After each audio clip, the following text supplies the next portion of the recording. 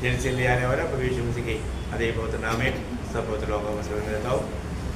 प्रभु की बड़ी दया है कि प्रभु ने और भी एक दिन हमारे आयु में जोड़ दिया। हमको जो अवसर मिलता है कितना श्रेष्ठ बात है। आज बहुत आनंद का बहुत बात प्रभु ने घर से निकलने से पहले से दिया। बेटी के पास बताऊंगा। एक तो अपना भागवत सिस्टर भी आया, इतना मतलब बहुत बड़ा, आते ही देखा तो इतना दिल में इतना तकलीफ में भी प्रभु का सम्मान किया है ना। मसीह जीवन वास्तव में कितना श्रेष्ठ जीवन है। प्रभु में बुलाहट पाने के बाद में प्रभु के प्रति कितना एक जलन मन चाहिए, एक बड़ा जलन मन चाहिए। अभी लोगों को कौन सा भाषा में समझाओ मालूम नहीं है ना। मतलब इस जीवन में आनंदता का तैयारी करना है। प्रभु में बुलाहट पाए हुए लोग, उधार पाए हुए लोग कितना सावधान रहना चाहिए इसके बारे में।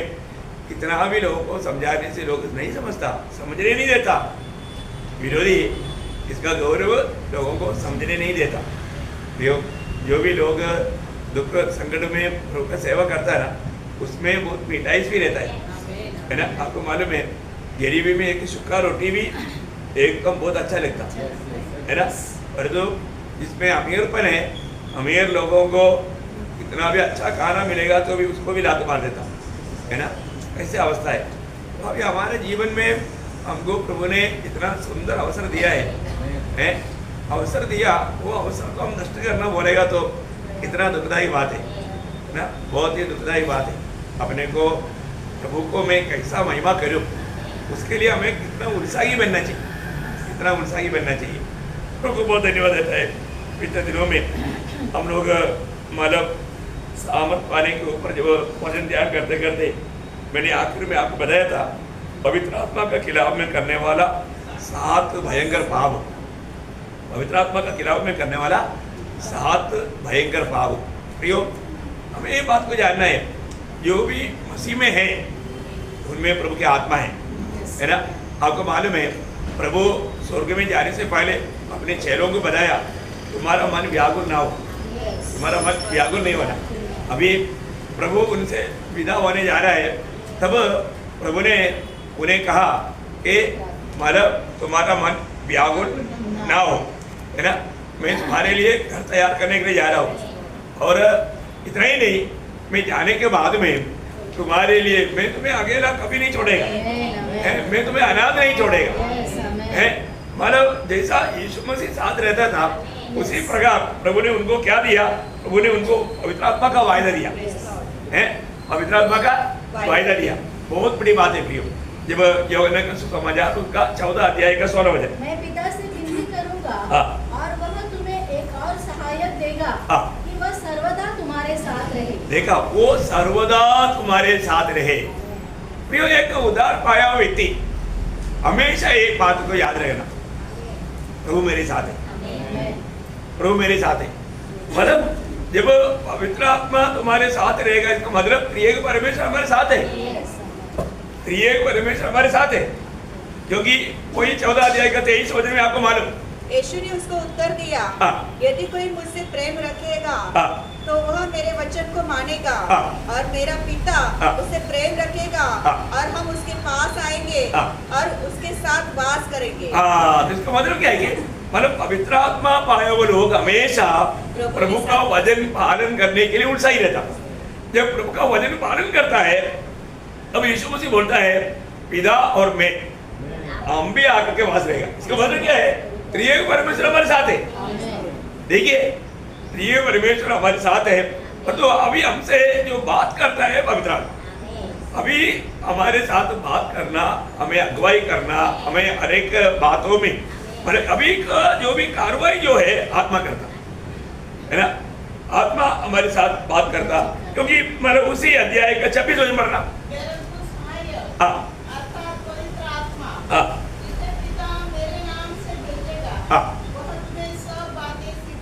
देखा, वह तुम्हें, अभी देखो, अभी पिता भी है, पुत्र भी है, और तो हमें कौन सिखाएगा? पवित्र आत्मा। देखा, पवित्र आत्मा हमको सिखाएगा। प्रभु की आत्मा हमारे में रह करके प्रभु की आत्मा हमको सिखाएगा। प्रभु की आत्मा से हम सीखता है क्या? ये बात तो जानना प्रिय। प्रभु का वचन में लिखा हुआ हर एक बात पवित्र लोगों के साथ सत्य है। ये बात सब सत्य है। प्रभु का वचन कहता है कि वह तुझे हर एक बात सिखाएगा और जो कुछ मैंने तुमसे कहा है देखा स्मरण भी कराएगा। देखो यदि अगर हम भूल भी जाए प्रभु की आत्मा हमारे में रह करके वो वचन को याद दिलाएगा। देखा कोई भी संकट के समय में प्रभु की आत्मा प्रभु यीशु मसीह ने हमें दिया हुआ वचन और वायदा याद दिलाता है ना। ये पवित्र लोगों का रोज का अनुभव है प्रिय। हमारी एक बातों में आपको जो भी समझाता है उस आत्मा के अगुवाई में आपको समझाता है आपके बात को, और वो भी वचन के आधार में समझाता। हर एक बात वचन से दाहिने बाएं नहीं जाना, वचन में होकर के उन बातों को समझाना। मतलब जो भी उद्धार पाया है उसमें प्रभु की आत्मा है। प्रभु की आत्मा है तो पिता भी है, पुत्र भी है, पवित्र आत्मा भी है। परंतु अभी हमसे बात कौन करेगा? आत्मा, पवित्र आत्मा में बात करेगा। अभी फिलहाल यीशु मसीह और पिता साथ में रहेगा, लेकिन बात करने वाला, हमें बात सिखाने वाला पवित्र आत्मा है। कोई यूहन्ना 15:26 वचन, परंतु जब वह सहायक आएगा जिसे मैं तुम्हारे पास पिता की ओर से भेजूंगा, अर्थात सत्य का आत्मा जो पिता की ओर से निकलता है, तो वह मेरी गवाही देगा। देखा, इसको ये आत्मा यीशु मसीह के बारे में भी हमको गवाही देगा। यीशु मसीह हमारे में रहते वक्त भी यीशु मसीह के बारे में गवाही कौन देगा? पवित्र आत्मा देगा। देखो कितना अनमोल बात है। आत्मा ये सारा काम करता है ना। प्रभु की आत्मा ये सारे काम करता।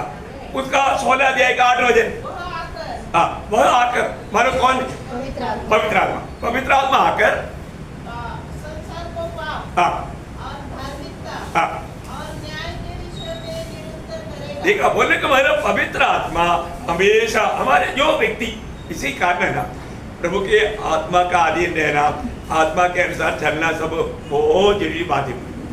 हर एक पवित्र लोग ये बात को जानना है ना। उद्धार पाने के बाद में कभी भी अपने मनमानी में नहीं जीना। पवित्र आत्मा हमको बताने वाला उस मार्ग में। प्रभु की आत्मा अगर हमें कोई भी बात में, देखो तेरे से गलती हुआ, तुरंत हमें उस बात को कबूल करना है। कोई बात नहीं, ऐसा कभी नहीं सोचना। हमारा गलती कबूल करके मत फिरना है तुरंत। कई लोग कई बातों में है ना, मतलब बहुत गलती कर बैठता है। अभी भी आपको बताया ना, आपको लगता है आज कई लोग मतलब वक्त होने पर भी देरी करेगा। अभी आपने ओलंपिक में देखा, थोड़ा सेकंड की फर्क में फेल, 5वां स्थान में गया, कुछ मेडल नहीं मिला। 4वां स्थान में गया, सेकंड की फर्क। वैसा प्रियो मसीह में भी एक दौड़ है। इनाम पाने के लिए, इनाम पाने लायक दौड़ने के लिए बोला ना, उसका अर्थ क्या है?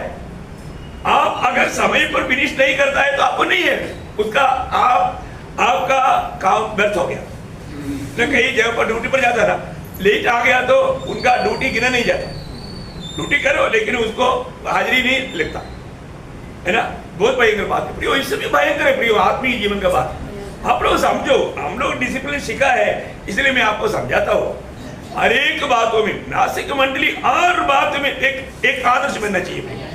हर बात आपको सिखाया जाता है और हम वचन जानते हैं, इसलिए थोड़ा सा हमारा आलसीपन को दूर करो। ये आलसीपन है ना, इसको दूर करो, वो हमको बर्बाद करेगा। हमारे में आलसीपन होना ही नहीं चाहिए। अभी हमारे अनिल भाई इतना तकलीफ में, फिर भी वो मतलब जल्दी आया। देखो कितनी बड़ी बात है, बहुत बड़ी बात है, इतना तकलीफ में भी। अब देखो मैं बागवानी का बोला, इतना तकलीफ में वो आया प्रियो, इतना बड़ी बात है। और वो भी समय से पहले आया ना है, पर जिसको तबीयत अच्छा है वो देरी से आता। कितना दुख लगता है प्रियो, क्यों है? कई मतलब अभी अनिल भाई को तो 3 बच्चों को भी तैयार करके आना है। कई लोग, अभी कई लोगों को बच्चा भी नहीं भाई, फिर भी आने में देरी। कितना दुख लगता है ना प्रियो। ये एक बात आपको है ना, डिसिप्लिन बहुत बड़ी बात है।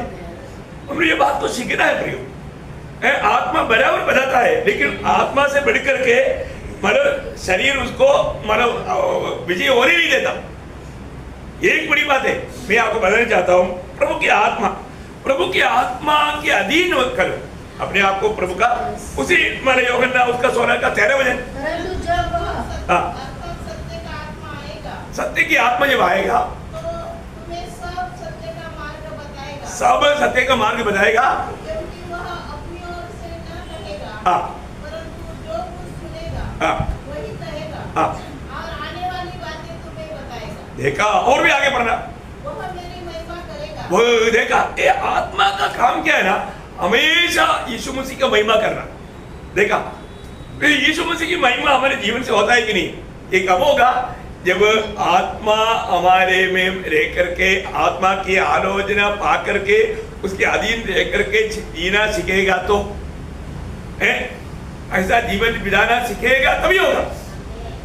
बहुत बड़ी बात है, बहुत बड़ी बात है। हमारे जीवन में हर एक बातों में हमें आत्मा का अधीन रहना सीखना है प्रियो।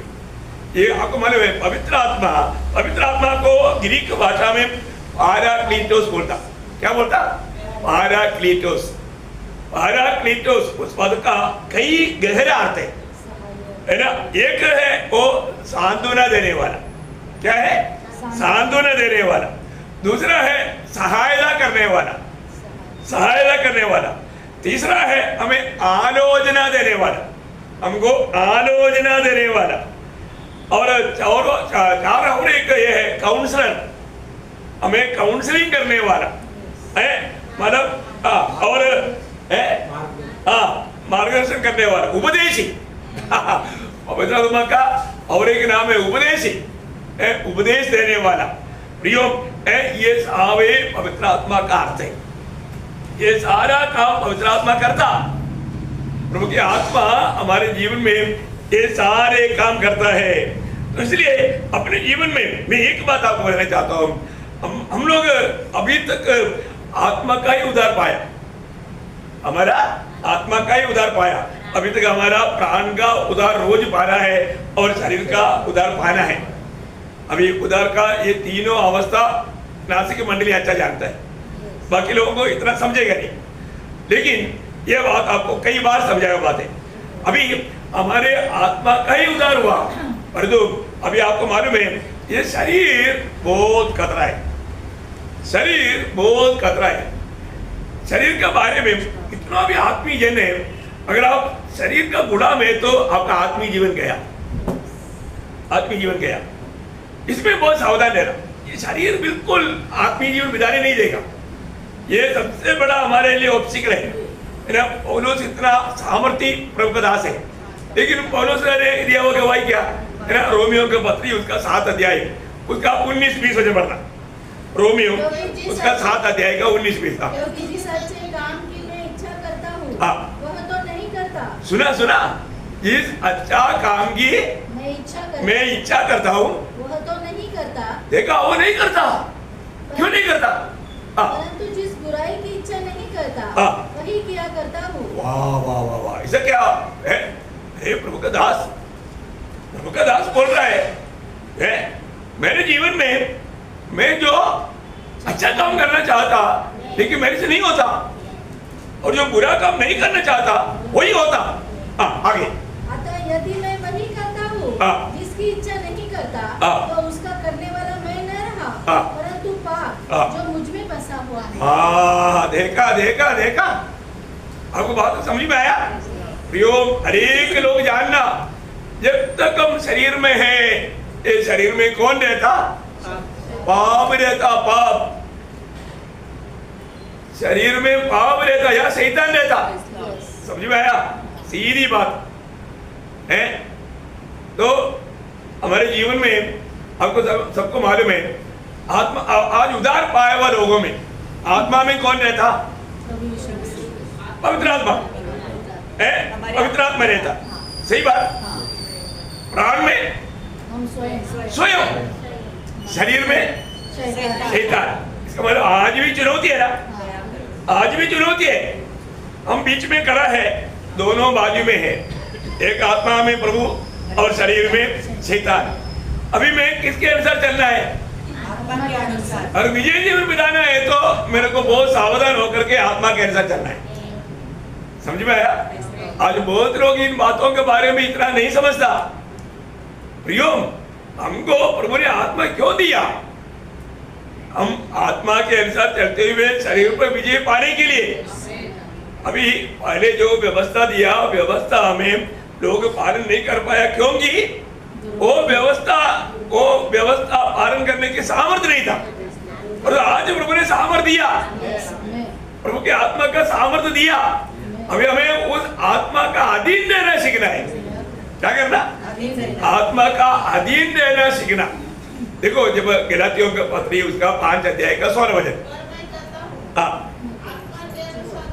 आत्मा के अनुसार चलो तो तुम शरीर की लालसा किसी रीति से पूरी न करोगे। देखा, किसी रीति से पूरी नहीं करेगा। क्या करना प्रियो? आत्मा की अधीन हो जाओ, आत्मा की अधीन हो जाओ। मैंने रात को सोने से पहले ये बोलने का, प्रभु सुबह मुझे जगाना, क्योंकि मुझे सुबेरे फास्टिंग प्रेयर में जाना है। ये शरीर मुझे सुना देगा या मुझे सुबेरे आलसी बनाएगा। प्रभु मैं वो शरीर की इच्छा के अनुसार नहीं, मैं तेरी आत्मा में भरकर उस आत्मा का अधीन अभी मैं सोता हूँ, और आत्मा ही मुझको अगुवाई करके मुझे उस पर विजय पाने के लिए मुझे सहायता कर। अब सच्चा दिल से प्रार्थना किया है तो प्रभु ये काम करेगा ही। तो आपका इच्छा होना चाहिए ना, है? आपका इच्छा होना चाहिए, है? प्रयोग कई लोगों को इच्छा ही नहीं, एक विजयी जीवन बिताने का इच्छा ही नहीं, एक टोटल का जीवन है। ऐसा नहीं है प्रयोग हमारे जीवन में। देखिए, लोग जाने अनजाने प्रभु में आने के बाद में भी उनका खोज, उनका मन अभी भी शरीर में है। इसलिए प्रभु को प्रसन्न करने वाले एक जीवन वो लोग बिता नहीं पाता है ना। कोई रोमियो 8 अध्याय का 5 से 8 तक का वचन थोड़ा ध्यान से पढ़ना प्रियो, बहुत ध्यान से, स्लो पढ़ना, ध्यान से पढ़ना। क्योंकि शारीरिक व्यक्ति शरीर की बातों पर मन लगाते हैं। देखा उनका मन कहाँ जाता? शरीर की बातों पर। प्रियो, एक मसीही व्यक्ति अपने शरीर को कहाँ देखना चाहिए? क्रूस पर है। वहां पर रुक करके रोमियो 6:6 पढ़ना। हम जानते हैं कि हमारा पुराना मनुष्य तो उसके साथ क्रूस पर चढ़ाया गया, ताकि पाप का शरीर व्यर्थ हो जाए। पाप का शरीर व्यर्थ हो जाए। ये पाप का शरीर अभी कहाँ पर है? क्रूस पर। यीशु मसीह के साथ क्रूस पर। क्रूस पर से उधर कैसे आएगा? कील ठोका हुआ है, रस्सी से बांधा हुआ है, कैसे बाहर आएगा? नहीं आ सकता। इसका मतलब क्या है कि हम लोग शरीर पर अगर मन लगाना है, सूली पर रहने वाला एक व्यक्ति शरीर पर मन लगाएगा? कभी नहीं है। हमको ये बात को जानना है प्रियो, हम मसीह का बन गया, मैं यीशु मसीह का है, तो फिर हमारे शरीर को वही बात मसीह का बन गया करके सच्चा जान गया जिसको है। गलातियों 5 अध्याय का 24 वचन, गलातियों 5 अध्याय का 24 वचन। और जो मसीह यीशु के हैं, उन्होंने शरीर को उसकी लालसाओं और अभिलाषाओं समेत क्रूस पर चढ़ा दिया है। देखा, इसके वाले शरीर में क्या क्या रहता? लालसा भी रहता है, अभिलाषा भी रहता है, उसके साथ क्रूस पर चढ़ा दिया। चढ़ाया कि नहीं? मैं मसीह में उतर के कहता हूँ, पर तो अभी भी मैंने शरीर को सूर्य पर नहीं चढ़ाया है। ऐसा है तो फिर वो एक विजयी जीवन बिताने में तो असमर्थ हो जाएगा। प्रियो, इन वचनों को थोड़ा सही रीति में प्रभु के आत्मा में ही समझ सकता है, आत्मा में इन बातों को समझना। हाँ, अभी रोमियो 8 अध्याय का 5 वचन से वापस आइए। शरीर की बातों पर मन लगाते हैं। देखा, उनका बात क्या है? मैं क्या खाऊं, क्या पीऊं, कैसे टाट से जीऊं है, वो ये दुनिया का रीति में सोच करके शरीर को और भी हष्टपुष्टि करने की चक्कर में रहता। उसका पूरा मन शरीर की बातों पर है। और आगे, परंतु आध्यात्मिक व्यक्ति मतलब जिसने प्रभु की आत्मा पाया और जो आत्मा का अधीन रहता, वो व्यक्ति का कर्तव्य क्या है? आत्मा की बातों पर मन लगाते हैं। कितना बड़ी बात है प्रियो, हमारा रोज का जीवन। इसलिए मैं आपको बताना चाहता हूँ, अभी आप प्रभु की उपस्थिति में आने के बावजूद भी आप लोग आत्मा में रहना, आत्मा में मन लगाना, इन आत्मिक बातों को सही रीति में समझना है ना। आप शारीरिक रीति में है तो आपका विचारों को भी शैतान पूरा दुनिया में घुमा देगी। आपको प्रभु के उपस्थिति में बैठने का सही लाभ आपको नहीं होगा। बराबर अभी आप सही रीति में अगर नया जन्म पाया है तो, उद्धार पाया है तो बहुत बड़ी बात है। हमें आत्मा के अधीन रहना सीखना है, आत्मा में मन लगाना है। अगर आत्मा में मन नहीं लगाएगा, आत्मा का अधीन रहना नहीं सीखा, एक आत्मिक जीवन ही नहीं होगा। प्रभु उस व्यक्ति में महिमा नहीं पाएगा, वो प्रभु को महिमा नहीं कर सकेगा। आगे बढ़ना। शरीर पर मन लगाना तो मृत्यु है। देखा, शरीर पर मन लगाना मृत्यु। कौन सा मृत्यु है? आत्मिक मृत्यु। देखा, उद्धार पाए व्यक्ति इस अवस्था में रहेगा तो आत्मिक मृत्यु में पहुंच जाएगा। बोलने का अर्थ आपका प्रभु के साथ का कनेक्शन टूट जाएगा। समझ में आया? प्रभु की आत्मा की वाणी आपको सुनने नहीं देगा, आप प्रभु के वचन को समझ नहीं पाएगा। आप वचन पढ़ेगा पर तो समझेगा नहीं। प्रभु की इच्छा आपको मालूम नहीं हो जाएगा, फिर आप अपना इच्छा में, अपने मनमानी में जीवन बिताएगा। तो ये बातों को बहुत सीरियसली समझो। प्रभु में आने के बाद इसका उद्धार हुआ, इसका वास्तव में नया जन्म हुआ, जो प्रभु की आत्मा पाया, वो आत्मा का अधीन रहना सीखना प्रिय। वो आत्मा की सिखाए हुए बातों में बना रहना। पर ऐसे नहीं है। आपको मालूम है प्रभु की बड़ी अनुग्रह हमको मिला, आपने वो अनुग्रह को व्यर्थ किया, आपने उस अनुग्रह को व्यर्थ किया। कितना दुख भरा बात है? बाद में पछताने से भी कोई फायदा है क्या? नहीं।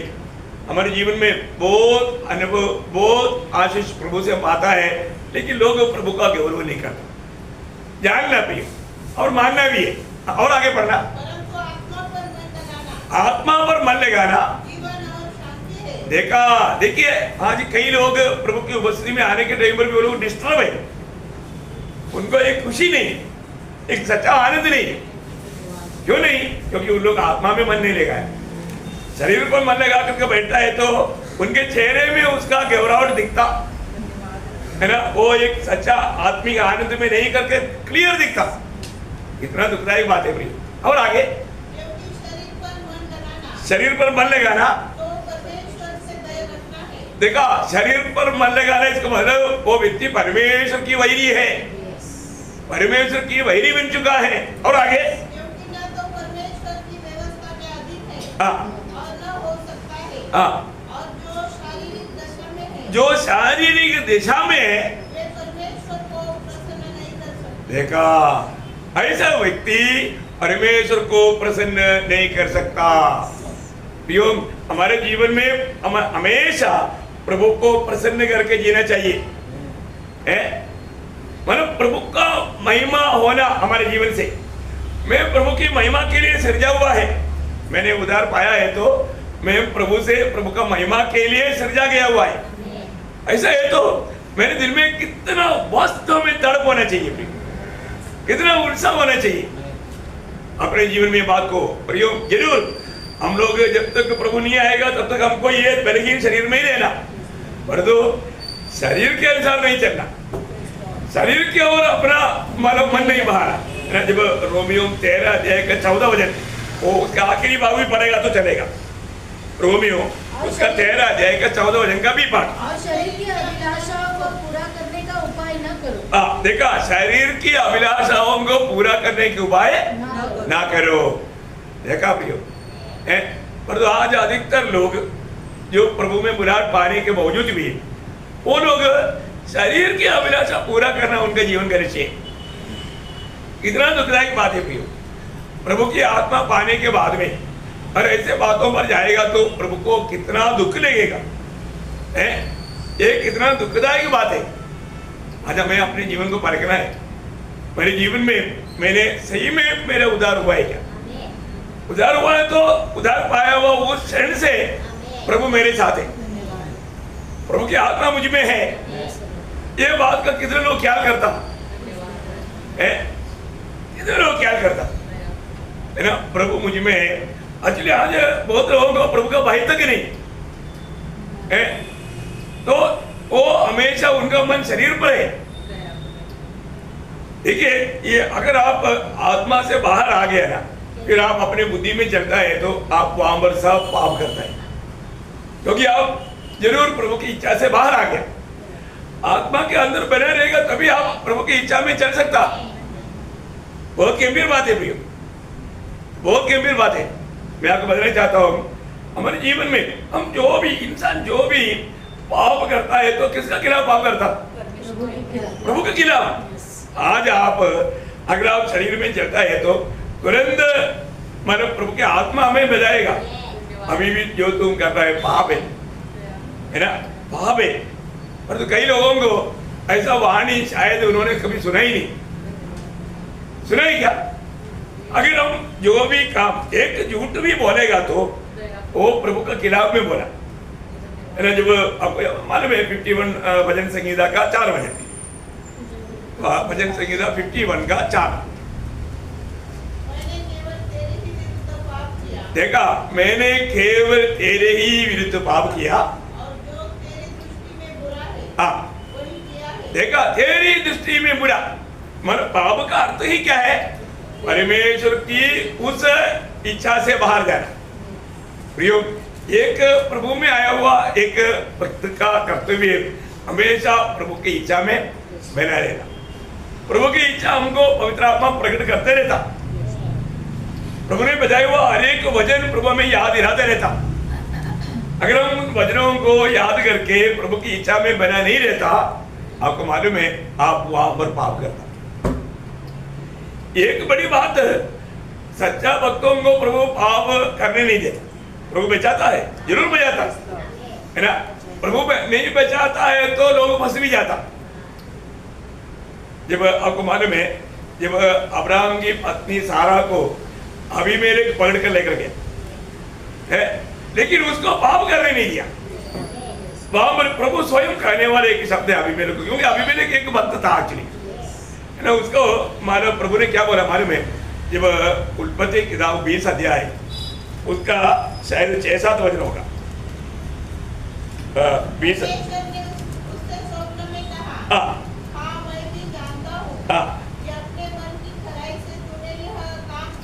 क्या? और मैंने तुम्हें रोक भी रखा। देखा मैंने तुम्हें रोक भी रखा कि तुम मेरे विरुद्ध पाप न करे। इसी कारण मैंने तुझे उसको छूने नहीं दिया। देखा प्रभु बचाता है भाई, प्रभु बचाता। देखो है, अगर प्रभु नहीं बचाया होता तो अभी मेरे पाप करता था। प्रभु ने क्या बोला? तू मेरे विरुद्ध पाप ना करने के लिए मैंने तुझे बचाया। देखा, पाप नहीं करना बोलेगा तो प्रभु हमें बचा रहा है। आप देखो कितना गहरी बात है। पाप एक हल्की बात नहीं पियो। बहुत बार लोगों को आज भी पवित्र लोग, उदार पाया हुआ प्रभु के मंडली के लोग कई प्रकार का पाप को बहुत हल्का समझता।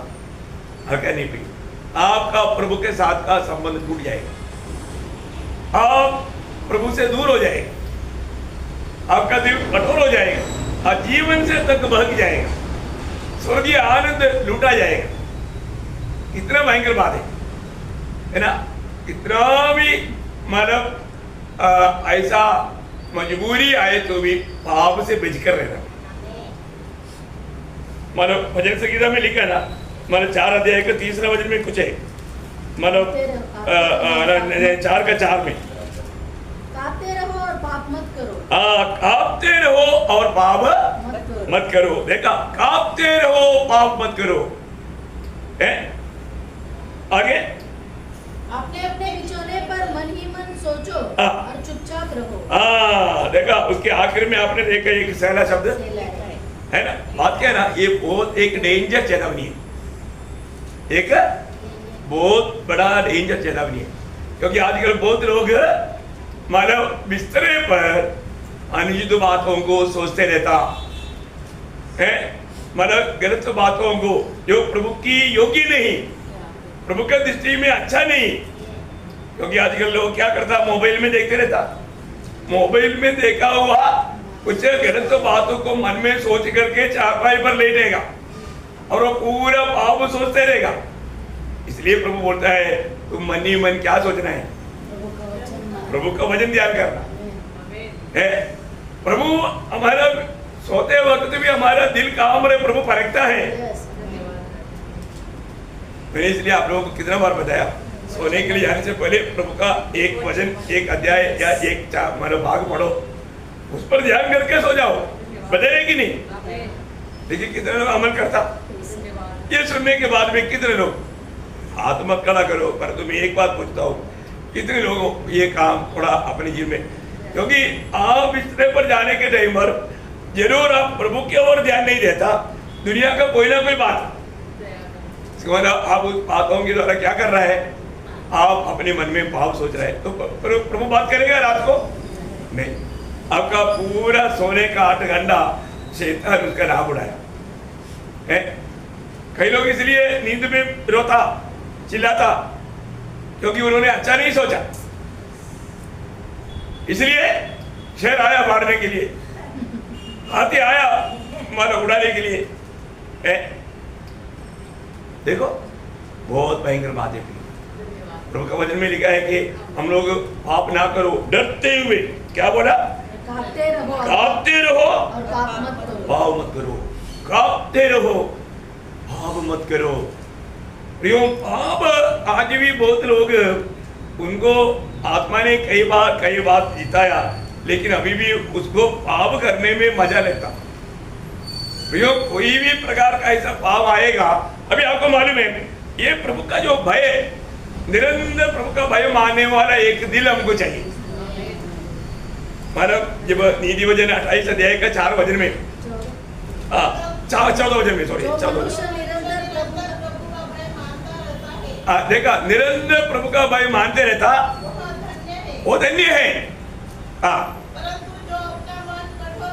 मन कठोर कर लेता विपत्ति में पड़ेगा, विपत्ति में पड़ेगा है। देखा, इसका मतलब क्या है कि प्रभु का वचन का एक एक चेतावनी कितना अच्छा बात है प्रियो, है कितना श्रेष्ठ बात है। प्रभु का भय मानने वाला दिल चाहिए प्रियो, और वो दिल नहीं है, इसका मतलब वो व्यक्ति प्रभु को प्रसन्न करने वाले एक जीवन नहीं बिता सकता, वो आत्मा का अधीन होकर के जीवन नहीं बिता सकता, है ना। अभी आपको मालूम है, जब उत्पत्ति की किताब उसका 39 का 9 वचन में, मतलब यूसुफ देने वाला एक गवाही, बहुत अनमोल गवाही है, इस घर में मुझसे बड़ा कोई नहीं, और उसने तुझे छोड़, जो उसकी पत्नी है, मुझसे कुछ नहीं रख छोड़ा, इसलिए भला मैं ऐसी बड़ी दुष्टता करके परमेश्वर का अपराधी क्यों बनूं? देखा, परमेश्वर का अपराधी मैं क्यों बनूं? मैं पोतीफर के खिलाफ पाप करेगा, ऐसे नहीं, मैं परमेश्वर का अपराधी बनेगा, मैं प्रभु के दृष्टि में दोषी बन जाएगा। देखा, मुझे जो प्रभु की संगति जो है वो संगति नष्ट हो जाएगा। देखा, पोतीफर के घर में यूसुफ को प्रभु का संगति था, संगति था, जेल में संगति था, संगति था। देखा, अब देखो प्रियो, प्रभु की संगति नष्ट होने वाला कार्य है पाप। प्रभु के खिलाफ अगर हम पाप करता है तो उसका मतलब हमें प्रभु का संगति नष्ट हो जाएगा, उधार का आनंद तक नष्ट हो जाएगा, एक टोटल का जीवन रहेगा। कितना दुखदायक बात है। अपने को आज बहुत लोग गलती करता है तो भी पाप कबूल करने के लिए तक लोग तैयार नहीं। जब वो उड़ाव पुत्र जब लौट आया तो वो पिता से कहने वाले शब्द आपको याद है ना, लूका 15 अध्याय का 18 वचन, लूका उसका 15 अध्याय का 18 वचन। मैं अब उठकर अपने पिता के पास जाऊंगा और उसे कहूंगा कि पिताजी, मैंने स्वर्ग के विरुद्ध में और तेरी दृष्टि में पाप किया है। मैं स्वर्ग के खिलाफ और तेरे खिलाफ पाप किया है। भैया, हमारे जीवन में मतलब हमें पाप कबूल करने वाले एक स्वभाव चाहिए प्रियो। प्रभु की आत्मा हमें पाप याद दिलाता, तुरंत हमें क्या करना चाहिए? कबूल ही करना चाहिए। परंतु बहुत लोग, प्रभु के लोग, हम उधार पाया कहता है, परंतु अपना जीवन में गलतियां होते रहते हैं, उनको ये भी मालूम, फिर भी वो कबूल नहीं करता। कबूल नहीं करेगा तो क्षमा मिलेगा, है ना, सबको मालूम है वचन, लेकिन वचन के आधार में कृत्य नहीं करता, है ना। पढ़ा होगा ना पढ़ा, देख न वचन क्या बोला, मान ले तो वह हमारे पापों को क्षमा करने और हमें सब अधर्म से शुद्ध करने में विश्वास योग्य और धर्मी है। कितना बड़ा शब्द है प्रियो। प्रियो, एक मानने वाला स्वभाव होना, प्रभु के सामने अपनी आप को कबूल करने वाला स्वभाव। कई लोग जाने अनजाने ये बात को परखते नहीं, प्रभु की आत्मा जरूर हमें याद दिलाता, फिर भी वो अपनी पाप कबूल नहीं करता। प्रियो, दावीद ने इतना बड़ा पाप किया परंतु उन्होंने वो कबूल किया तो खुद उस उद्धार का आनंद अनुभव किया। तभी वो 32 भजन संगीता 4-5 भजन में क्या बोलता?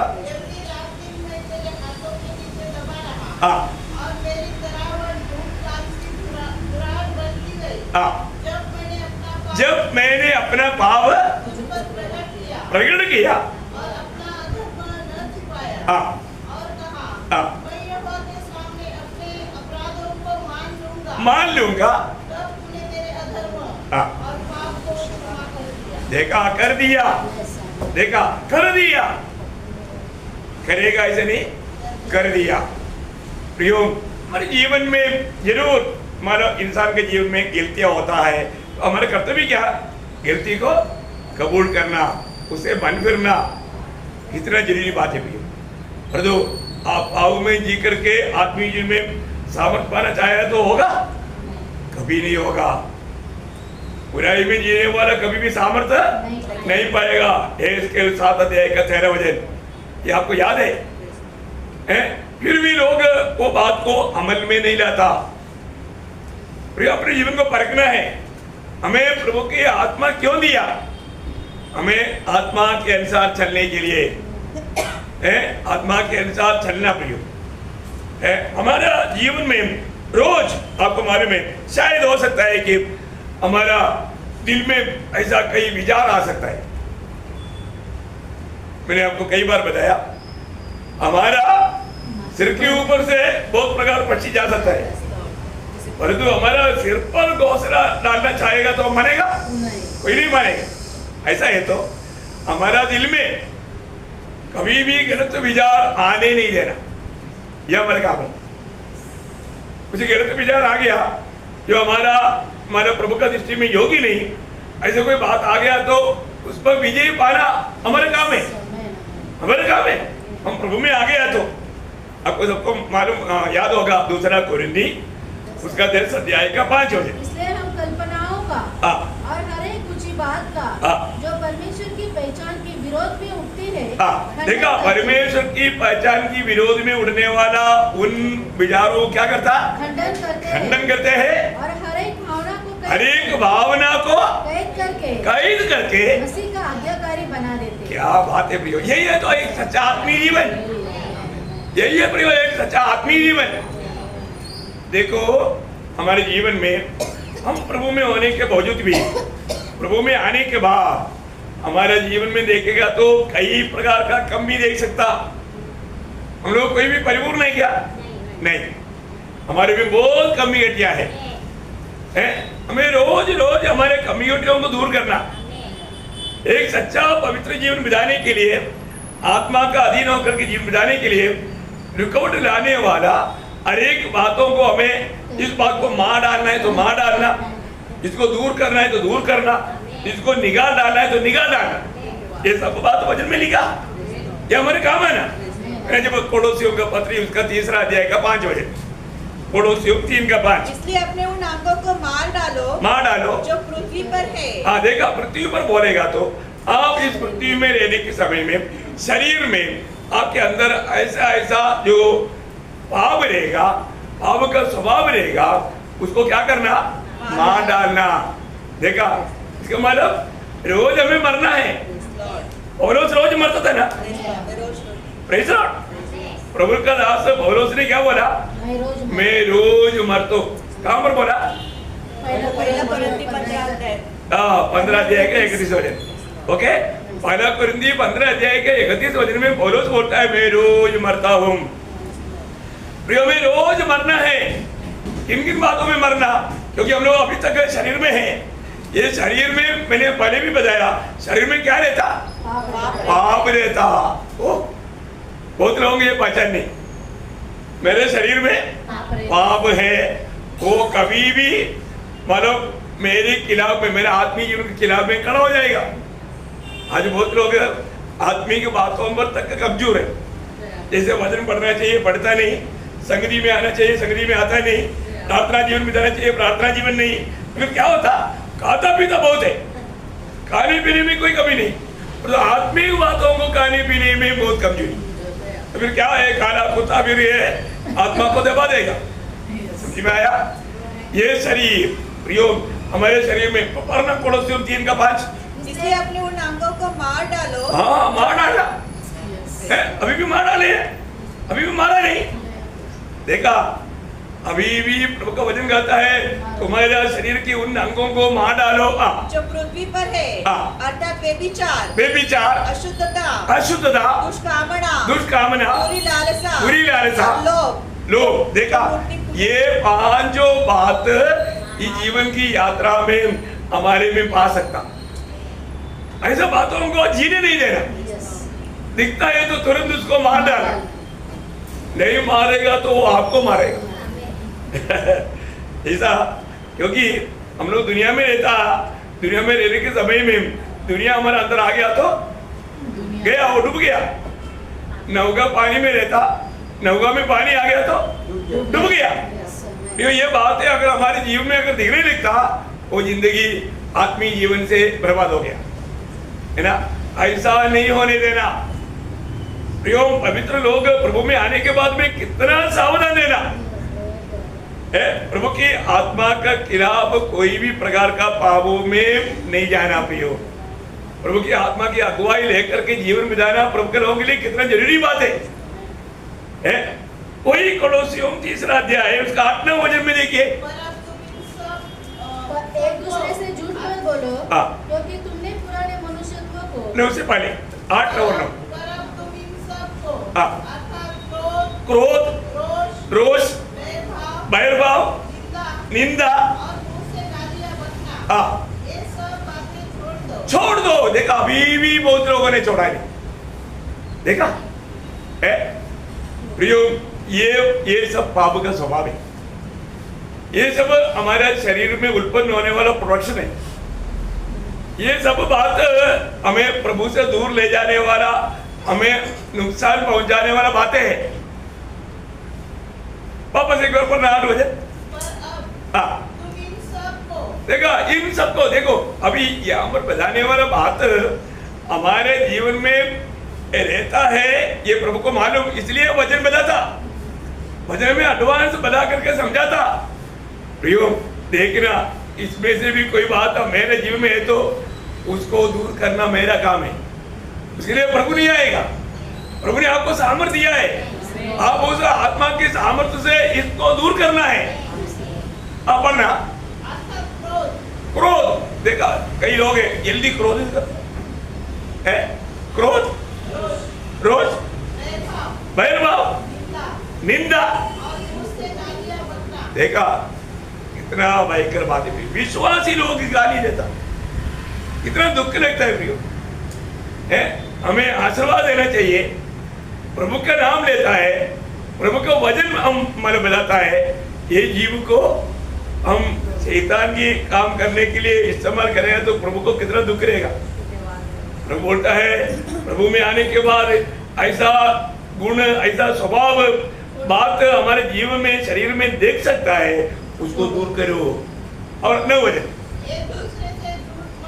देखा, एक दूसरे से झूठ मत बोलो, क्योंकि तुमने पुराने मनुष्यत्व को उसके कामों समेत उतार डाला है। देखा, हमने ये बात को परखना पड़ेगा। ये सारे बात मैंने उतार डाला है क्या, दूर किया है क्या, मैं छोड़ दिया है कि नहीं? ये बात है प्रभु में आने के बाद, प्रभु की आत्मा पाया हुआ लोग, ये काम करना बहुत अनिवार्य बात है, बहुत अनिवार्य बात है। मैं आपको मतलब बात, ये विषय को समझने के लिए मैं इतना आपको विस्तार से बोल रहा हूँ। आत्मा पाया हुआ लोग, रोमियो का पत्री उसका 8 अध्याय का 13 वचन, यदि शरीर के अनुसार दिन काटोगे, देखा यहाँ भी बोलता है तो मरेगा। कौन सा मृत्यु? कौन सा मृत्यु? आत्मिक मृत्यु। देखा, आत्मिक मृत्यु मतलब तेरा प्रभु के साथ का संबंध टूट जाएगा, प्रभु के प्रति उत्साह खत्म हो जाएगा। प्रभु को सुनने के लिए, प्रभु को मानने के लिए, प्रभु को सम्मान करने के लिए आपका दिल में प्यास बुझ जाएगा। और तो हमें क्या करना चाहिए आगे? यदि आत्मा से देह की क्रिया को मानो। देखा, हमें हमारे में स्वयं हमारे में ताकत नहीं है, और जो प्रभु ने हमें सामर्थ दिया है, कौन सा सामर्थ? आत्मा का सामर्थ। उस आत्मा से देह की क्रियाओं को मारोगे तो जीवित रहोगे, बोलेगा तो प्रभु के साथ का संबंध में रहेगा। देखा, मृत्यु का अर्थ क्या है? प्रभु से दूर होना, प्रभु से दूर होना। जीवन पाने का अर्थ क्या? यीशु मसीह को पाना, अनंत जीवन मिला। इसका मतलब क्या? हम हमेशा प्रभु के साथ रहेगा, हम प्रभु के साथ, प्रभु का संगति से कभी अलग नहीं होगा। मृत्यु, अनंत काल का मृत्यु, अनंत काल का मृत्यु क्या है? परमेश्वर से हमेशा के लिए दूर हो जाना, उसको बोलते हैं दूसरा मृत्यु। बाइबल उसको क्या बोलता? दूसरा मृत्यु। दूसरा मृत्यु। फिर उसके बाद में उसको कभी भी पिता से मेल होने के लिए कभी मौका नहीं। देखा कितना सीरियस बात है? सीरियस बात है कि नहीं? प्रियो, प्रभु में आने के बाद हमको प्रभु की आत्मा के अनुसार चलना कितना जरूरी बात है। उसका 14 बजे इसलिए कि जितने लोग परमेश्वर की आत्मा के चलाए चलते हैं वे ही परमेश्वर के पुत्र हैं। देखा, इसका मतलब एक टोटल में मैं प्रभु का पुत्र बोल करके मत चलो पियो।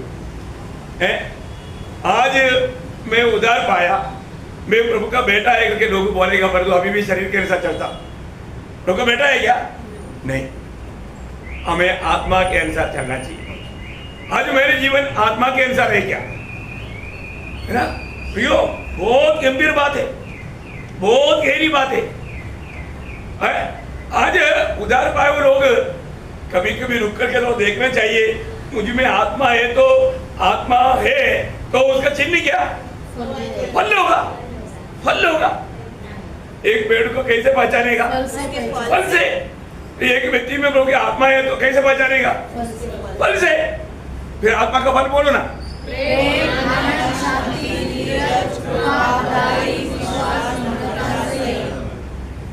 बोलने में आप लोग कितना तेज है, और तो परखा क्या? ये बात तो मेरे जीवन में है कि नहीं? परखा क्या मतलब?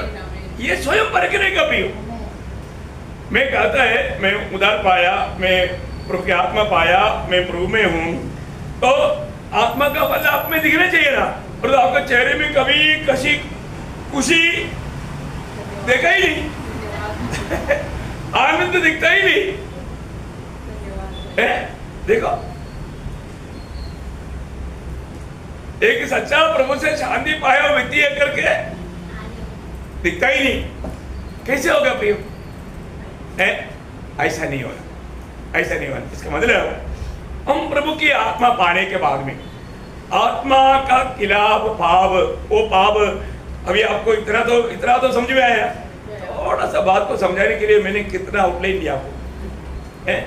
अभी आत्मा का खिलाफ करने वाला 7 भयंकर भाव में अभी आपको बहुत जल्दी बोल सकता है, क्योंकि उसका पूरा बैकग्राउंड डाल दिया है ना। सबसे पहली बात मतलब प्रेरितों का काम 5 अध्याय का 3रा वचन।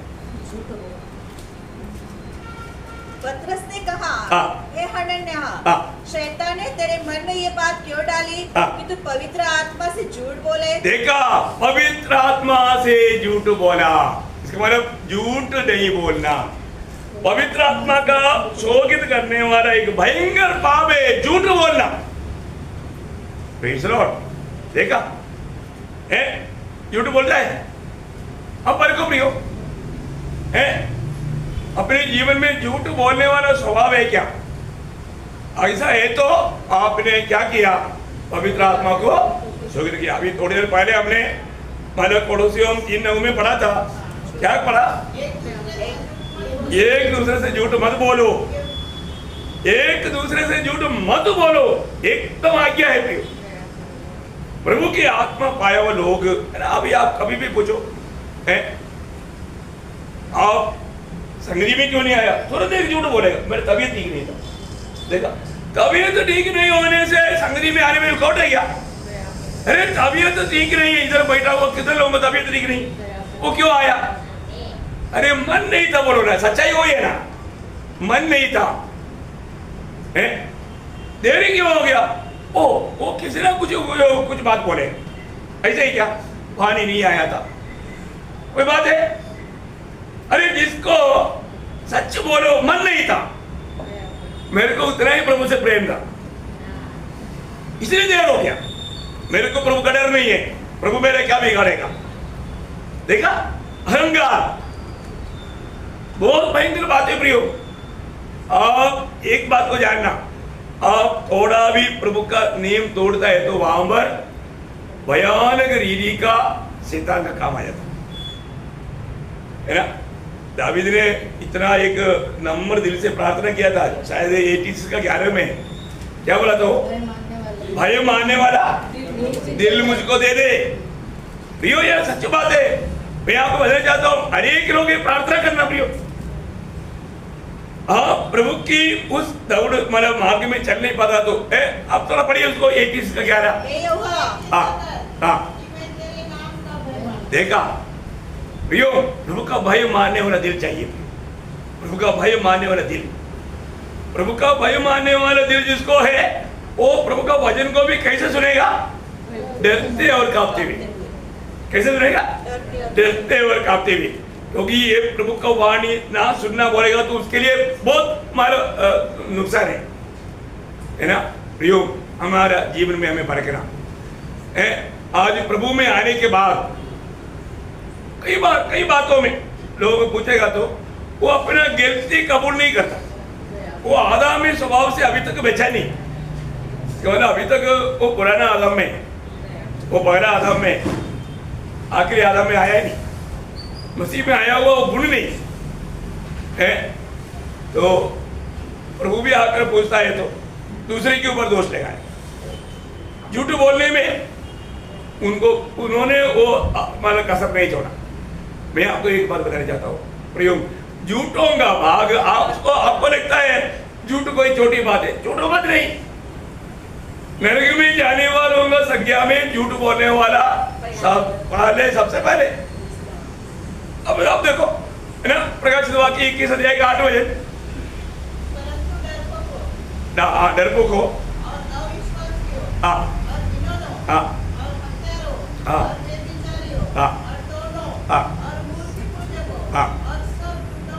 सब झूठों का भाग। देखा, सब झूठों का भाग कहां पर मिलेगा?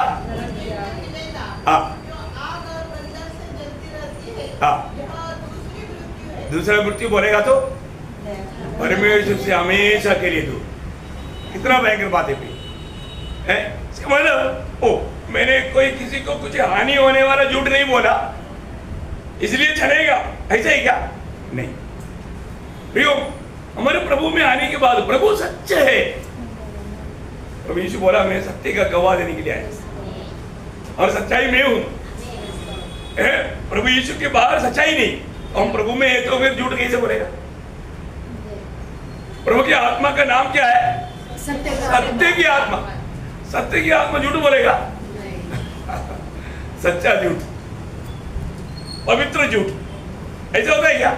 नहीं, ऐसा नहीं होता। इसका मतलब क्या है?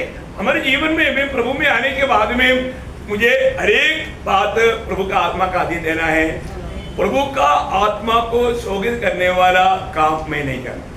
एक झूठ भी बोलेगा तो आत्मा बोलेगा तूने गलत किया, तुरंत वहां पर आपको वो इंडिकेटर आएगा।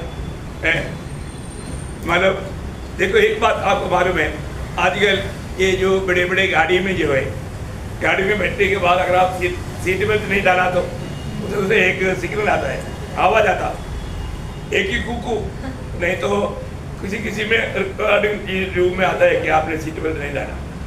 अब देखो आपका गलती को दिखा था, आप गाड़ी चला रहा है, गाड़ी चल रहा है, लेकिन आप ठीक नहीं कर रहे हैं, वो गाड़ी भी आपको सिग्नल देता। देखा है?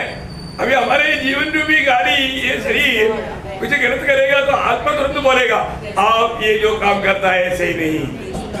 कितना बार ये इंडिकेटर दिया, फिर भी हमने क्या किया, हमने आत्मा का वाणी को दबाया, आगे बढ़ा। इसलिए कई लोगों के जीवन में विपत्ति आता। प्रभु ने उनको चेतावनी दिया, वो चेतावनियों को अमल नहीं किया। यो इतना दुख भरा बात है। समझ लो, प्रभु की आत्मा का खिलाफ होने वाला एक भयंकर पाप है झूठ बोलना। इसको बड़ा पाप करके कोई जाना अभी तक? हम लोग बड़ा पाप किसको समझता? वो हमारे बीच में से एक भाई को हम शराब पीते हुए देखा, चोरी करते हुए देखा है ना, झगड़ा करते हुए देखा है ना, ये सब हम लोग, या खून करते हुए देखा, या व्यभिचार करते हुए देखा, ये सब हम लोग क्या बोलता? बड़ा पाप है। प्रियो,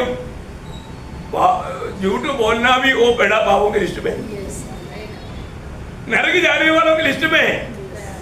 नरक जाने वाले लिस्ट में आने वाला पाप छोटा पाप है क्या? नहीं। इसका मतलब ये पाप आत्मा को शोकित करता। तो आत्मा को शोकित करने वाला बहुत क्या बोलता है? मार्ग पाप। मार्ग पाप बोलेगा तो डेंजर पाप। उसको क्या हिंदी में क्या बोलो? मार्ग। मार्ग पाप मैं बोलता हूँ, मार्ग बीमारी है, कैंसर, ब्लड कैंसर बोलेगा तो भयानक, भयानक ब्लड कैंसर है भाई। नहीं तो मानो सिर पर मानो ट्यूमर, वो सब आ गया तो भयंकर है भाई, असहनीय वेदना, भयंकर बात। यो एक बात जानना, पाप ऐसा भयानक कैंसर है, उसको हमें थोड़ा भी रहम ना करते हुए उसको दूर करना। प्रभु ने हमें किस लिए बुलाया? पवित्र जीवन में के लिए। पवित्र जीवन के लिए बुलाया है, तो हमारा काम है पवित्र जीवन बिताना। अगर ऐसा नहीं है तो हम अब करते रहेगा तो मैं जरूरत पड़ गया तो थोड़ा झूठ बोल दिया तो क्या हो गया है? प्रभु की आत्मा बोल दिया तुरंत हमें क्या करना चाहिए? ठीक है, आप झूठ बोला लेकिन मजबूरी में बोला, लेकिन क्या करना चाहिए? तुरंत कबूल करके मान करना, छोड़ देना चाहिए, छोड़ देना चाहिए। प्रभु आपको उसके ऊपर विजय देगा। तो इसका पहला आत्मा को माना शो करने वाला भयंकर पाप है झूठ बोलना। मानो कई लोग उसको इतना सीरियसली नहीं समझा। दूसरा पाप क्या मालूम है?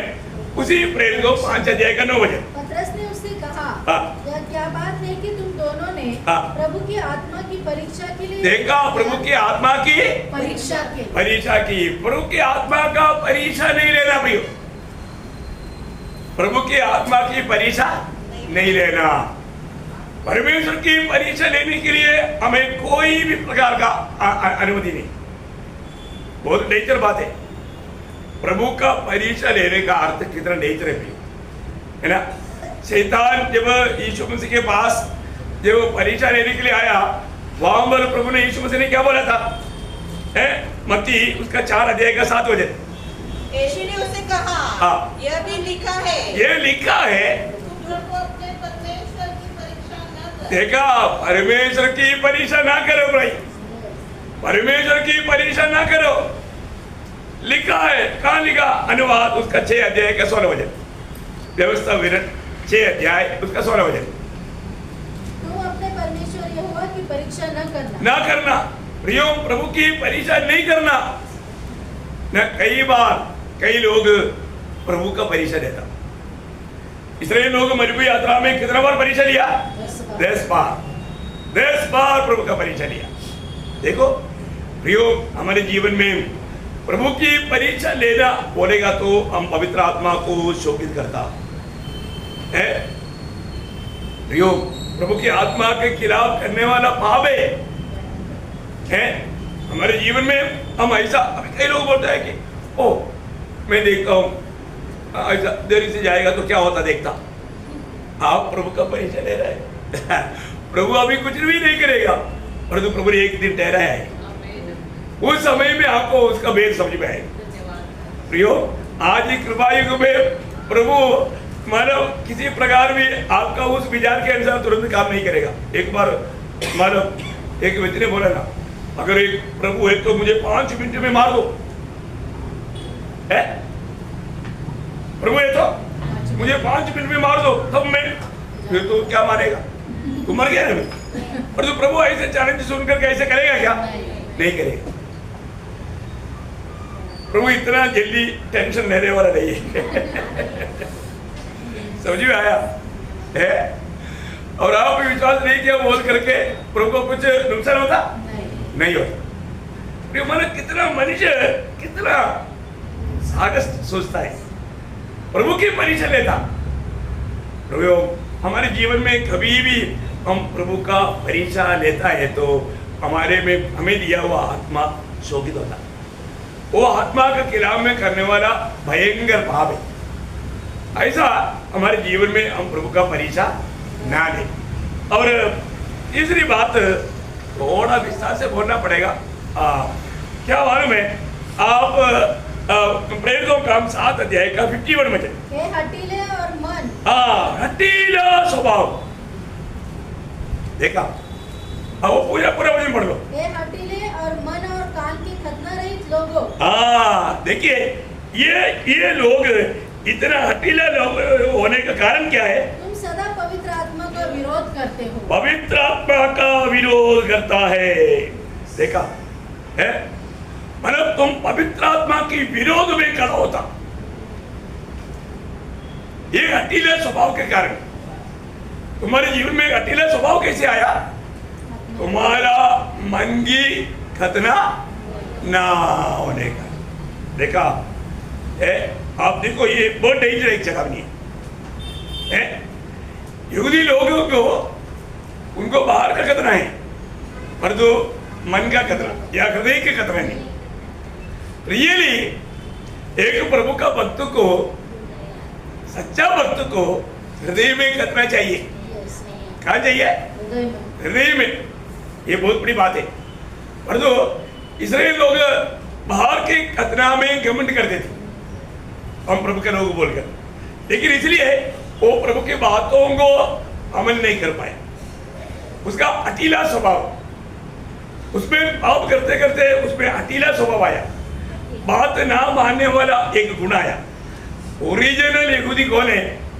जिसका हृदय में खतना हुआ है ना। जब रोमियो का पत्री में पौलुस उस बात को बहुत गहराई में समझाता है।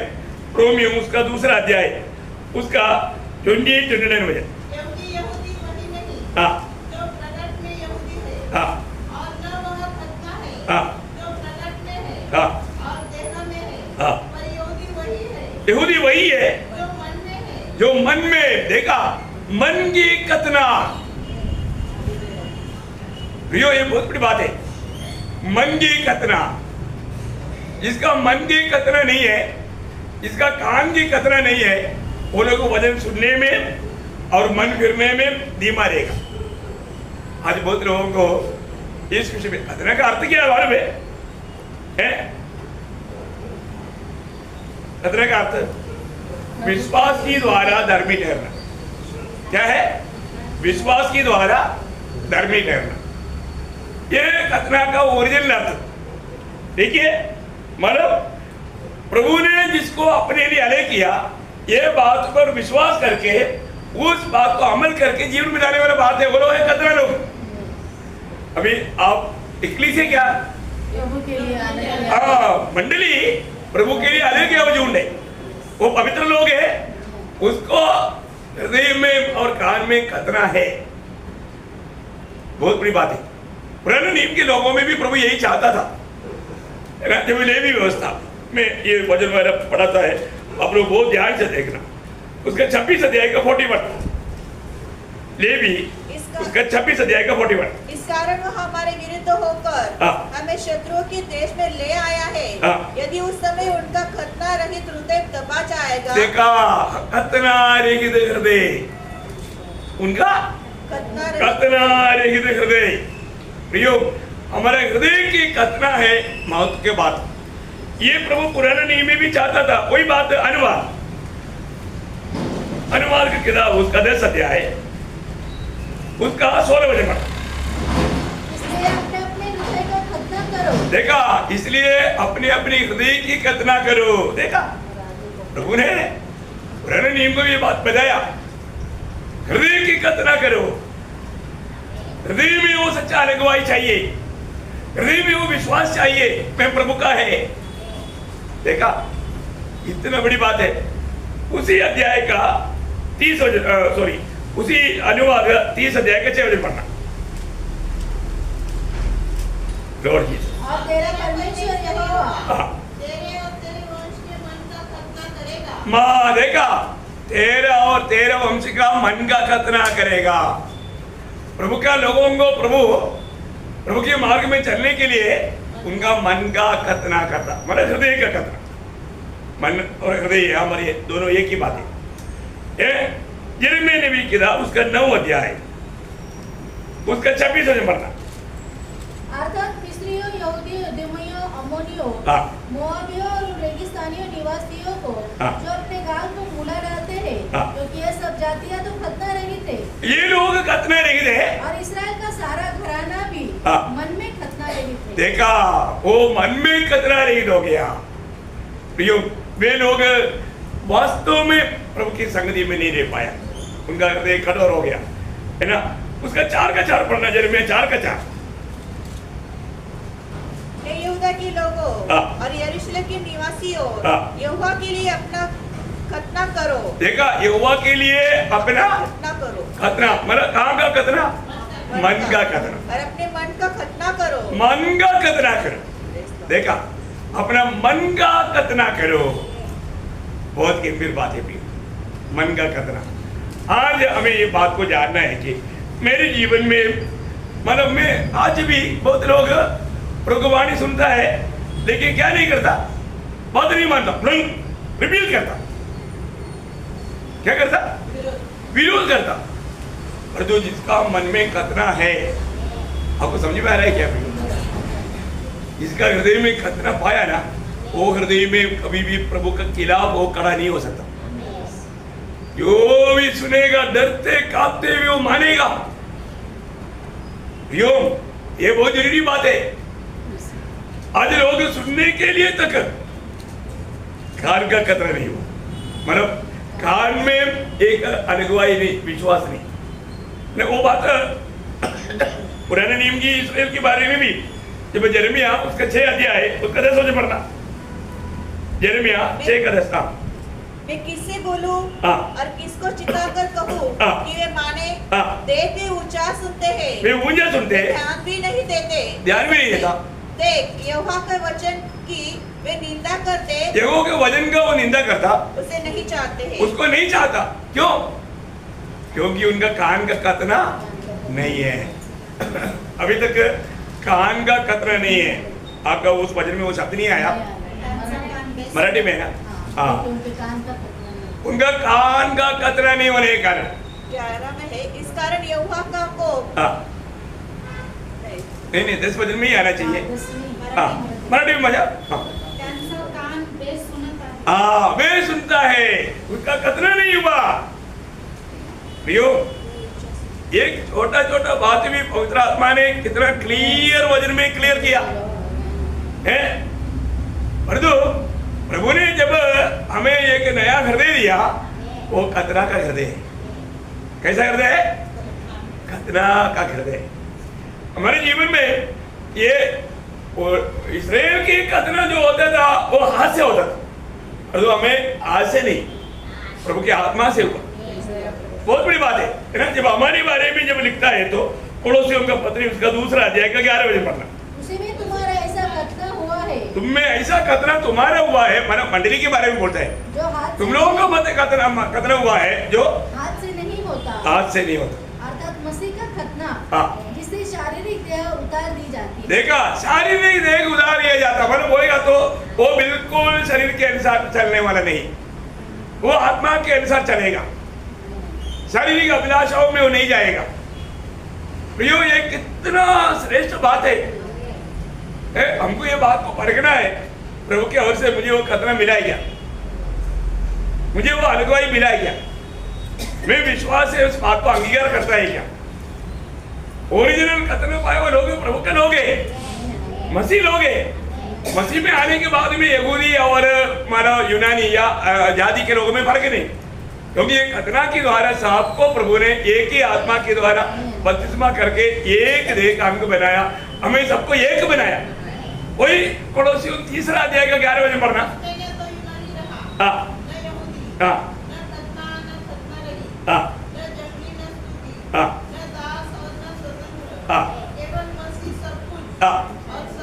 देखा मतलब बोलने का अर्थ, अभी प्रभु यीशु मसीह में आने के बाद विश्वासी के जीवन में अभी खतना नहीं, ऐसा बात है नहीं। सब खतना पाए वालों है, वो यहूदी हो या यूनानी हो, सब मसीह में एक है, क्योंकि सबका अंदर प्रभु ने खतना कर दिया है।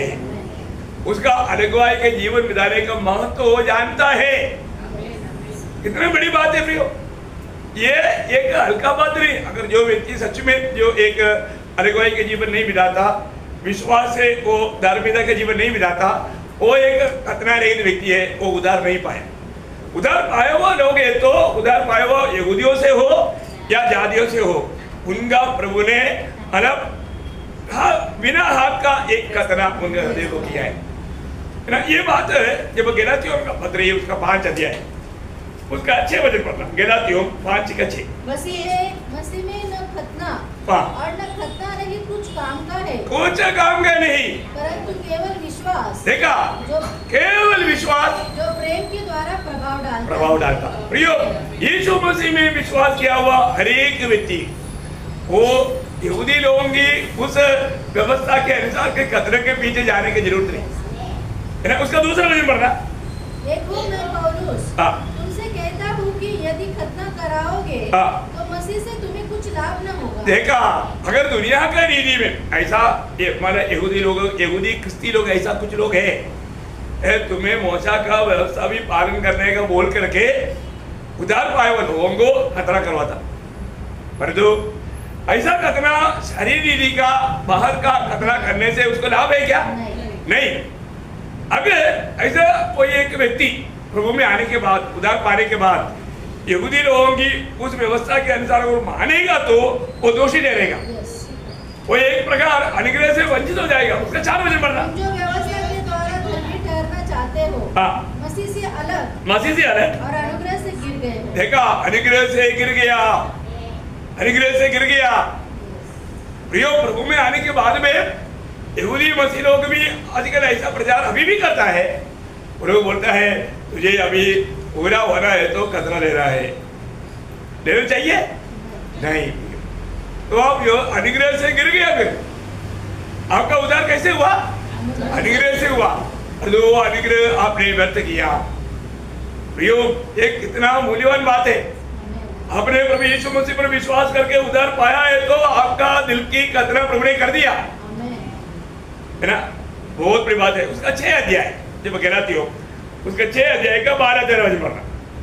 जो लोग शारीरिक दिखावा चाहते हैं, देखा, वो लोग शारीरिक दिखावा चाहते हैं, वे ही तुम्हारा खतना करवाने के लिए दबाव डालते हैं, केवल इसलिए कि वे मसीह की क्रूस के कारण सताए न जाए। देखा, मतलब उन लोगों का लक्ष्य दुनिया का मतलब है क्लेश में से बचना है, कष्ट आने से बचना है, सूली लेने के लिए तैयार नहीं।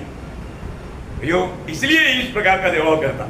ये आजकल भी इस्राएल में ये बात हो रहा है। इस्राएल में अधिकतर जो मसीह विश्वासी वो लोग बपतिस्मा लेने के बाद में मतलब खतना लेता या खतना किया हुआ वो लोग रहता। ये बहुत धोखा है। और जो जातियों से आता है उनको भी वो जबरदस्त खतना करवाता है ना। ये सब बात बहुत गलत बात है। इसलिए फिलिपियों का पत्री में एक वचन और एक पढ़ना, 3 का 3 पढ़ना। फिलिपियों खतना वाले तो हम ही हैं। देखा, ओरिजिनल खतना वाला कौन है? हम ही हैं। जो नया जन्म पाए हो लोग, ठीक है ना। बहुत बड़ी बात है सच्चा खतना पाए हुए लोग जो आज प्रभु का वचन सुन करके समझ पा रहा है, वे लोग हैं आत्मा पाए हुए लोग हैं, हृदय की माना खतना पाए हुए लोग हैं। कितना बेहूमी बात है। वो लोग प्रभु के वचन सुनने के लिए उनका कान खुला है और वचन को ग्रहण करने के लिए उनका दिल भी खुला है। आने वाला ये वचन सब उनका हृदय में रिकॉर्ड होता, वो लिखा जाता। कितना बड़ी बात है। इसका मतलब हम लोग इस प्रकार की अगर खतना नहीं लिया तो वो लोग क्या करता, वो प्रभु का वजन से बलवा करता, बलवा करता। तो वजन से बलवा करना क्या है? पवित्र आत्मा का खिलाफ करने वाला पाप है, पवित्र आत्मा का खिलाफ करने वाला पाप है। और ये बात को हमें जानना है। हमारे जीवन में पवित्र आत्मा का ऐसा खिलाफ में कोई पाप करता ही क्या? सच्चा उद्धार पाया हुआ व्यक्ति कभी भी प्रभु के उपदेश में सुनने वाला उस वचन को डरते और कांपते हुए मानेगा। ये सच्चा उद्धार पाया हुआ व्यक्ति का एक चिन्ह है।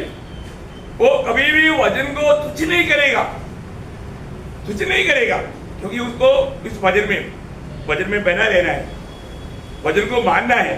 वचन को सुन करके जो नहीं मानता अपने आप को धोखा देता। वो धोखा दे करके कब तक मसीह जीवन बिता सकता? इसलिए हम प्रभु की उपस्थिति में जब आता है हमें ये बात को परखना है। मेरे जीवन में मानव वास्तव में आज मैं प्रभु का वचन से मैं बलवा करने वाला एक अनुभव है क्या? विरोध करने वाला अनुभव है क्या? या ना मानने वाला एक स्वभाव मेरा है क्या? ऐसा है तो मुझे प्रभु ने जो पवित्र आत्मा से चाप डाला था, पवित्र आत्मा से मोहर लगाया था, मैं वो पवित्र आत्मा को शोगित करता है। पवित्र आत्मा को शोगित करने वाला भयंकर 3 पाप मैंने आज आपको बताया है। प्लीज लो, बाकी 4 बात कल बताएंगे, कल आराधना के दिन है। प्लीज लो, तो मैं प्रभु को बहुत धन्यवाद। तो कितना अच्छा रीति में समझना चाहिए, है ना? आज 3 बात देखा, क्या क्या देखा? ये कितना बड़ा अपराध है करके समझा है? पवित्र आत्मा को शोभित करने वाला इतना बड़ा अपराध है करके समझा? नहीं समझा। और दूसरा क्या है? परीक्षा, प्रभु की परीक्षा नहीं ले। प्रियो, आपको किसी संकट में गुजरना भी पड़ता है तो आपको ये संकट में गुजरने के लिए प्रभु ने आपको ये मार्ग दिया है। यदि प्रभु मेरा मदद करेगा क्या, ऐसा सोचो मत, आप घबराओ मत, चलते जाओ, प्रभु पार कराएगा। आपके साथ कौन है? तो कई बार हम भूल जाते ना, हम आत्मा खाने वाले शब्द नहीं सुनेगा, हम अपने बुद्धि के सहारे लेकर के अपने मार्ग में चलेगा तो अपन शैतान को मौका मिल गया, फिर वो कुटाई करेगा, फिर हमारा सिर एकदम फूल जाएगा, फट जाएगा, छोटी छोटी बातों में भी गुस्सा आएगा। और देखा, प्रभु का परीक्षा नहीं लेना। तीसरा क्या? मतलब विरोध नहीं करना या उसको उसके साथ अकेला स्वभाव नहीं रखना, प्रभु की बातों को मानना। सच्चा खतना पाया हुआ दिल है तो ये दिल में प्रभु का वचन को बहुत बड़ा स्थान है, डरते और कांपते हुए मानने के लिए उत्साही रहेगा। तो प्रभु को धन्यवाद देता है, ये वचन के द्वारा प्रभु आपको बहुत आशीष दे। आप एक पवित्र आत्मा का खिलाफ पाप करने वाला ना बनते हुए आत्मा का अधीन रह करके प्रभु की इच्छा पूरा करने वाला बने। प्रभु आपको सहायता करे, प्रभु को महिमा मिले। आमीन।